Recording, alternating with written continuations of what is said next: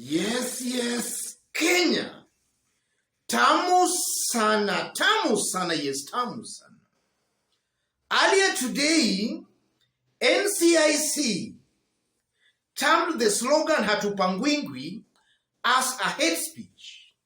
And if you look at what is going on online, Tanga Brigade, Kenya Kwanza are up in arms against that move.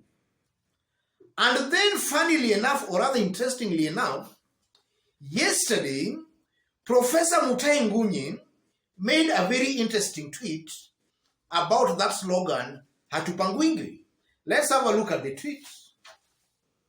Mutahi Ngunyi: the victims of kupangwa by an alien is Gema. The love of money is the beginning of all evil. True or false that Gema is the victim of HATUPANGWINGI? Then you can see true 66%, false 25%, don't care 10%. So from that tweet, you can see a good majority of Kenyans actually feel and believes that the gamer community are the biggest victims of this kutupangwa, HATUPANGWINGI slogan. And that is actually true. Because even today, when NCIC made that slogan a hate speech, or rather termed it a hate speech, those who were up in arms were people from the mountain. Yes. So in this video, I just want us to have a discussion to see exactly why personally I believe that the mountain are the biggest victims of this HATUPANGWINGI. Actually, they're being eaten by this kutopangwa without their knowledge. That's what I want us to find out in this video. In case you've bumped here for the very first time, subscribe, give this video a like. Let's just have a look at some cases that can just prove that the mountain, the gamer, are actually eating themselves as a result of this kutopangwa thing. Let's start with the aim of this kutopangwa that William Ruto has actually been using. If you look at it objectively or rather deeply, this kutopangwa thing, William Ruto and his brigade are using it as a sign of defiance or rebellion against President Uhuru Kenyatta. Yes. Ruto and his brigade are using it as a sign of defiance and rebellion. And the person, the target, is Uhuru Kenyatta. And so if you dig deep, you just come to realize that maybe there is something that is not adding up here.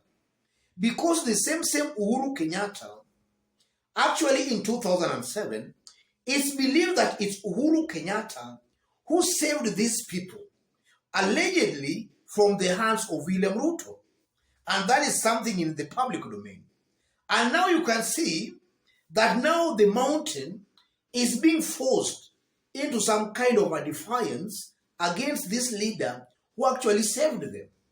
Yes. So you can just see how the mountain is becoming a victim to this kutopangwa thing. And I'm saying that because in 2007, it's believed that there was some post-election violence in Rift Valley, but Kiambaa in Eldoret.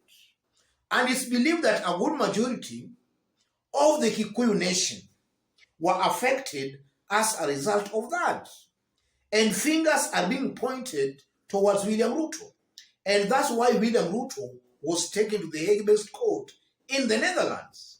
The person who is being seen to have maybe helped or protected the gamer community in the Rift Valley, that person is Uhuru Muigai Kenyatta, the one being now attacked, or the one that now they want to show some kind of rebellion or defiance. So from where I sit, that's just some kind of ignorance or can I call it stupidity? And then secondly, if you look at the politics on the mountain, it's almost very clear that William Ruto anapanga watu huko mlimani. He's actually pangering people there on the mountain. And I'm saying that because look at what is happening in Mount Kenya. William Ruto has been on record saying that he's going to form a government of mama mboga, boda boda, watu wa viosk, watu wa chini. These are things William Ruto has actually been saying. And if you look at the kind of the nominations going on in order, you can now just see that it's the ruling class that are most likely going to benefit as a result of William Ruto forming the next government. Already in Muranga, for example, William Ruto has already identified Irungu Kangata as Oda gubernatorial candidate aspirant. If you come to maybe a place like in Nyeri, already has his appointment in the name of Rigathi Gachagua. If you go to Kirinyaga, he has Anne Waiguru. So you can see already William Ruto has a preferred lineup on the mountain. Something that you cannot actually pinpoint or state clearly in Rift Valley. In Rift Valley, for example, if you look at a place like Uasin Gishu County, there is no preferred candidate there. All these candidates are being given equal chances to actually contest. Same to Bomet, same to Kericho, and same to Nandi. But if you come to the mountain, already William Ruto has got leaders he has actually earmarked for various political seats on the mountain. So William Ruto is pangering residents of Mount Kenya, and that is a fact. And then ironically enough, is the same people singing HATUPANGWINGI. Yes. Yes. It's the same people. And then if you look at it from another angle, in terms of maybe economy of the country, residents of Mount Kenya are actually complaining of bad economy. Yes. We have been hearing them complaining about bad economy.